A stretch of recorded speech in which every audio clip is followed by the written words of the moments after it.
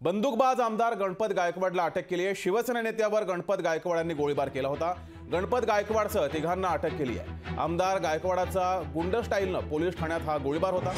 त्यांनी हा गोळीबार केला होता। दरम्यान गणपत गायकवाडांना पोलिसांची भीती नाही का, कायद्याची भीती नाही का असा सवाल यानंतर उपस्थित होत आहेत। उल्हासनगर भागात गणपत गायकवाडांचा गुंडाराज सुरू आहे का, तसेच उल्हासनगरमध्ये कायदा सुव्यवस्था उरली आहे का असे अनेक सवाल या निमित्तानं उपस्थित होत आहेत। तर महाराष्ट्रात कायदा सुव्यवस्थेचे धिंडवडे निघाल्याची परिस्थिती निर्माण झाली आहे। कल्याण पूर्व मतदारसंघाचे आमदार गणपत गायकवाडनं पोलीस ठाण्यात गोळीबार केल्याची घटना घडली आहे। या गोळीबारात शिवसेनेचे कल्याण शहर प्रमुख महेश गायकवाड यांच्यासह दोघे जण जखमी झालेत।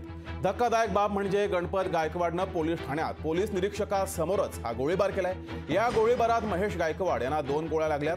पोलीस ठाण्यात गोळीबार करण्यापर्यंत आमदाराची मजल कशी जाते, आमदाराला कायद्याची भीती नाही का असा सवाल या निमित्तानं विचारला जातोय। मी असं म्हणेन की हे दुर्दैव आहे की राजकारणाचा स्तर हा पूर्णपणे या ठिकाणी घसरला गेलेला आहे आणि जिथे